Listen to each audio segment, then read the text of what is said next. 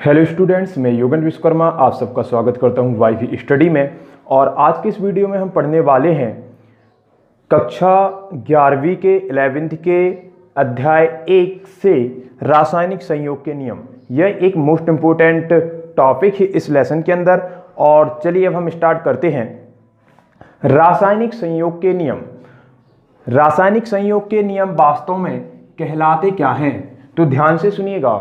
जितने भी पदार्थ हैं, जब वो पदार्थ एक दूसरे के साथ रासायनिक संयोग करते हैं, रासायनिक संयोग मतलब पदार्थों के मिलने से रासायनिक परिवर्तन होता है, भौतिक परिवर्तन नहीं। रासायनिक परिवर्तन जब उनमें होता है, रासायनिक रूप से वो मिलते हैं, तो उन्हें हम रासायनिक संयोग करना कहते हैं। और जितने भी पदार्थ इस हमारी प्रकृति में, जितने भी पदार्थ रासायनिक रूप से आपस में मिलते हैं, तो वो कुछ नियमों का पालन करते हैं और उन्हें हम रासायनिक संयोग का नियम कहते हैं।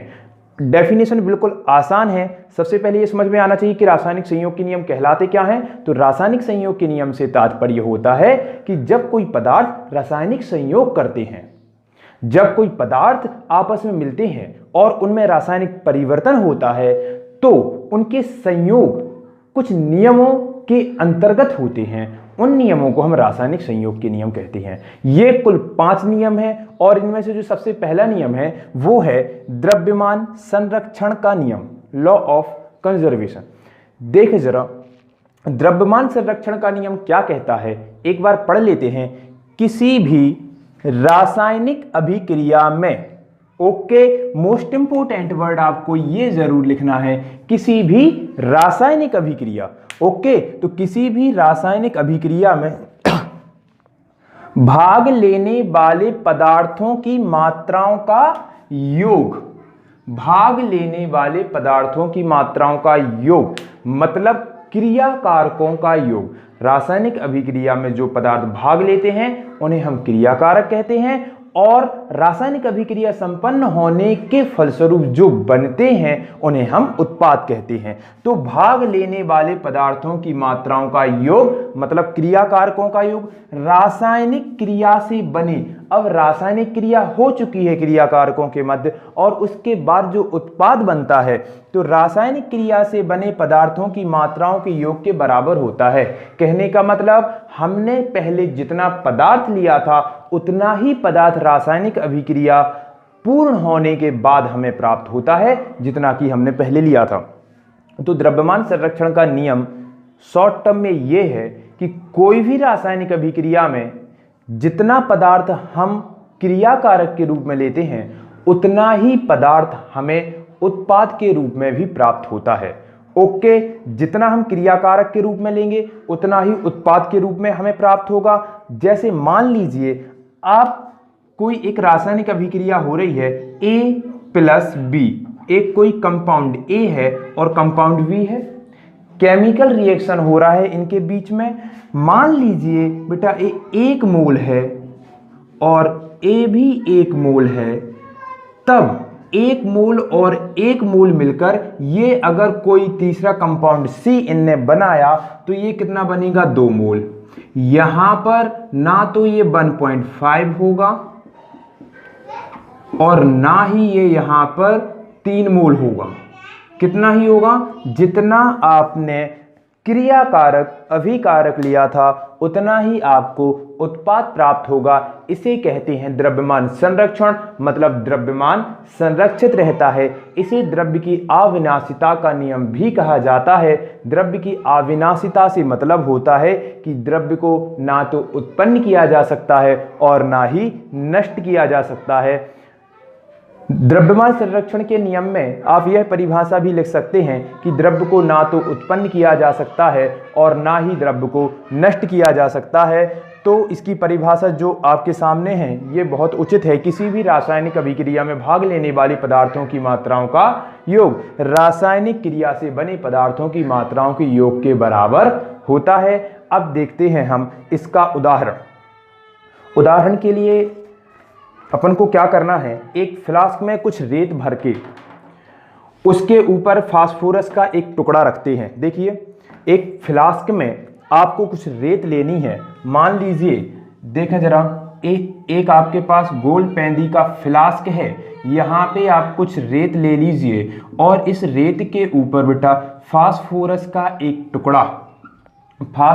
एक टुकड़ा डाल दीजिए और इस रेत के मुंह को कार्क से बंद कर दीजिए। और कार्क से बंद करने के बाद, ये हम उदाहरण बहुत लंबा है लेकिन बहुत शॉर्ट में लिख सकते हैं। एक गोलपेंदी के फ्लास्क में कुछ रेत ली, रेत के ऊपर हमने एक फास्फोरस का टुकड़ा रखा, गोलपेंदी के फ्लास्क के मुंह को हमने कार्क से बंद कर दिया और जब हमने इसे गर्म किया तो यह रेत और फास्फोरस का टुकड़ा क्रिया करके फास्फोरस पेंटाऑक्साइड के धुएं में बदल जाते हैं, फास्फोरस पेंटाऑक्साइड। तो अब हमें क्या करना है, हमने अभिक्रिया संपन्न होने के पहले रेत और फास्फोरस के टुकड़े को जब तौला फ्लास्क में रखकर और जब वो फास्फोरस पेंटाऑक्साइड बन गया, उसके बाद हमने उसका वजन किया तो दोनों वजन हमें एक से प्राप्त हुए। कहने का मतलब यह है कि रासायनिक अभिक्रिया के पहले हमारे पास जितना पदार्थ था, अब रासायनिक अभिक्रिया के बाद भी हमारे पास उतना ही पदार्थ है, क्योंकि हमने कार्क से फ्लास्क के मुंह को बंद कर दिया है। तो इसमें जो फास्फोरस पेंटाऑक्साइड का जो धुआं बनेगा,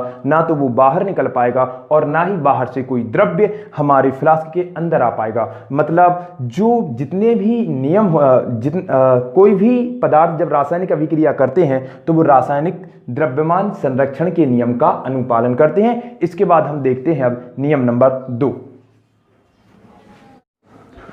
नियम नंबर 2 आपके सामने है, चलिए पढ़ते हैं। स्थिर अनुपात का नियम, यह नियम क्या कहता है, जैसे कि इसके नाम से स्पष्ट हो रहा है कि ये अनुपात के बारे में बात करने वाला है और एक स्थिर अनुपात होता है। किस चीज में होता है यह जानते हैं। प्रत्येक रासायनिक यौगिक मतलब दो तत्वों से, दो या दो से अधिक तत्वों के निश्चित संयोग से मिलकर ये यौगिक बनता है।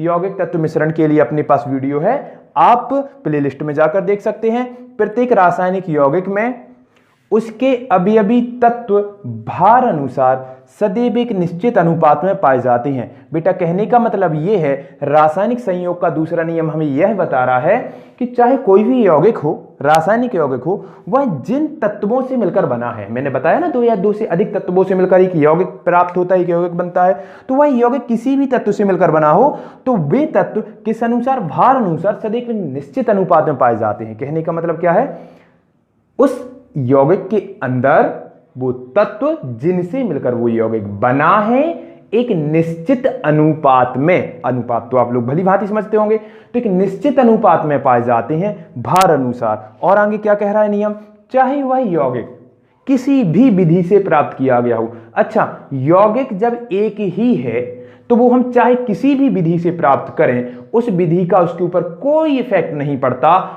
उसका जो अनुपात है वो स्थिर ही रहेगा। इसे क्या बोलते हैं, स्थिर अनुपात का नियम। चलिए उदाहरण के तहत समझते हैं। अपन जल के 4 सैंपल इकट्ठे करते हैं। जल H2O, इसके हम 4 सैंपल लेते हैं। कहां कहां से जल को इकट्ठा करते हैं, सबसे पहले हमने वर्षा से जल इकट्ठा किया, हमने नलकूप से जल इकट्ठा किया, हमने नलकूप के बाद नदी का जल इकट्ठा किया और नदी के जल के बाद ये लिया अपन ने प्रयोगशाला में बनाया गया जल। ये 4 जल के सैंपल इकट्ठे किए। तो बेटा जल एक यौगिक है, यह 2 तत्वों हाइड्रोजन और ऑक्सीजन से मिलकर बना हुआ है। तो नियम क्या बोल रहा है, उसके अवयवी तत्व मतलब जल के अवयवी तत्व क्या होगा बेटा, हाइड्रोजन और ऑक्सीजन भार अनुसार सदैव एक निश्चित अनुपात में पाए जाते हैं, चाहे वह यौगिक किसी भी विधि द्वारा प्राप्त किया गया हो। तो इसमें हाइड्रोजन और ऑक्सीजन का जो अनुपात रहेगा बेटा, ये रहता है 1:8। किस जल में, वर्षा के जल में। तो बताओ नलकूप के जल में कितना होगा। तो जो हमारा नियम बोलता है कि चाहे किसी भी विधि से जल प्राप्त कर लो, चाहे वर्षा से प्राप्त कर लो, चाहे नलकूप से प्राप्त कर लो, चाहे नदी से प्राप्त कर लो, चाहे प्रयोगशाला से प्राप्त कर लो, आपको यौगिक जो जल है उसमें उसके अवयवी तत्व सदैव एक निश्चित अनुपात में ही प्राप्त होंगे। तो इसमें 1:8 है, तो इसमें भी 1:8, इसमें भी 1:8 और इसमें भी 1:8। हाइड्रोजन और ऑक्सीजन भार अनुसार एक अनुपात 8 में पाए जाते हैं। यहां पर मैं ये बिल्कुल नहीं कह रहा कि सभी तत्वों में एक अनुपात 8 में पाए जाते हैं, नहीं, मैं केवल जल की बात कर रहा हूं। आप कार्बन डाइऑक्साइड में देखेंगे जिसमें कार्बन और ऑक्सीजन के मध्य का जो अनुपात रहेगा वो भिन्न भिन्न रहेगा। आप और कोई जैसे नाइट्रोजन ऑक्साइड में देखेंगे तो उसमें अलग रहेगा, नाइट्रस ऑक्साइड में अलग रहेगा। तो कहने का मतलब ये है कि किसी एक रासायनिक यौगिक में उसके अवयवी तत्व सदैव एक निश्चित अनुपात में पाए जाते हैं। बेटा इस बात की कोई उस पर इफेक्ट नहीं पड़ता कि वो रासायनिक यौगिक हमने किस विधि से प्राप्त किया है, हम उसको कहां से लाए हैं। अगर रासायनिक यौगिक एक है तो उसके अवयवी तत्व सदैव उसमें एक निश्चित अनुपात में पाए जाएंगे। तो ये था नियम नंबर 2 और अब हम चलते हैं नियम नंबर 3 की ओर।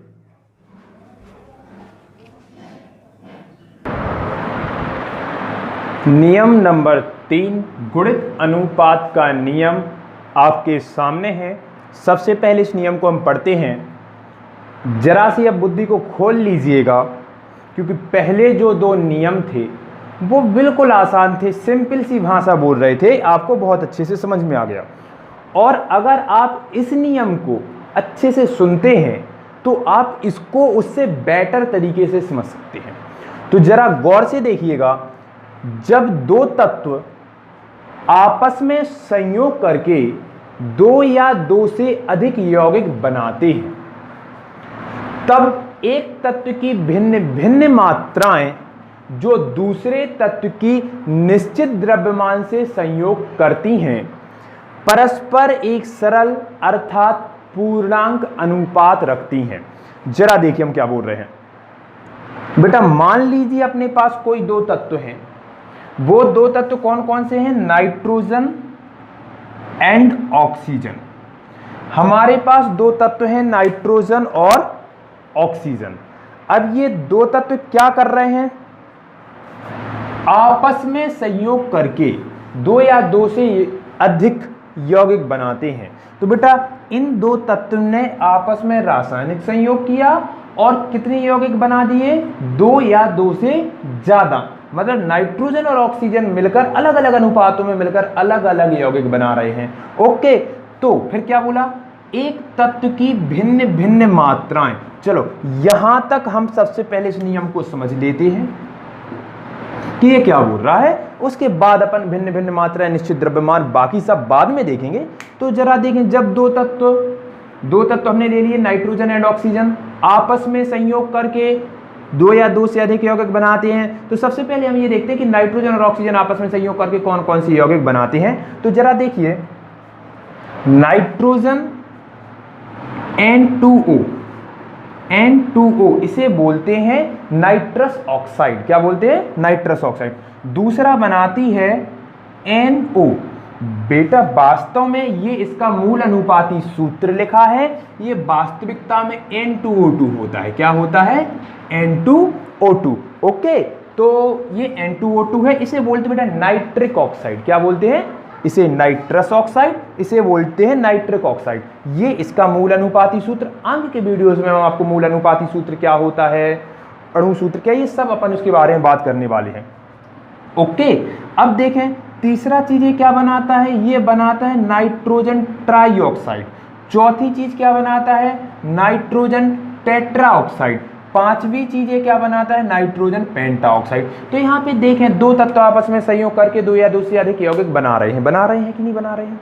ओके, कितने? नाइट्रोजन और ऑक्सीजन 2 तत्व है ना, आपस में संयोग करके 2 या 2 से अधिक 1 2 3 4 5 यौगिक बना लिए। जरा देखें फिर क्या बोला? तब एक तत्व की भिन्न भिन्न मात्राएं। अब हमें यह देखना है, चलो यहां पे हम बेटा 2 लिख देते हैं कि यहां पे 2 होता है, तो जरा आप बहुत अच्छे से समझ पाएंगे। तो एक तत्व की भिन्न भिन्न मात्राएं, इसमें देखें बेटा अपन कौन से तत्व की मात्रा बदल रही है। नाइट्रोजन यहां पे 2 था, तो यहां पे भी 2 था, तो यहां पे भी 2 था, यहां पे भी 2 है, और नाइट्रोजन यहां पे भी 2। लिखाना बेटा N2 हर जगह। तो नाइट्रोजन की तो नहीं बदल रही मात्राएं, इनने बोला है जब तब एक तत्व की भिन्न भिन्न मात्राएं तब एक तत्व की भिन्न भिन्न मात्राएं। तो कौन सा? नाइट्रोजन की भिन्न भिन्न, एक नाइट्रोजन 2 3 4 5। अच्छा, तो एक तत्व की भिन्न भिन्न मात्राएं, तो मतलब जिसकी भिन्न भिन्न मात्राएं, उसके बारे में बात हो रही। किसके बारे में बात हो रही? ऑक्सीजन के बारे में। ये ऑक्सीजन के बारे में हमें कुछ दिलचस्प बात बताने वाले हैं कि ऑक्सीजन कैसे आएगा, क्या आएगा, कैसे नहीं आ सकता।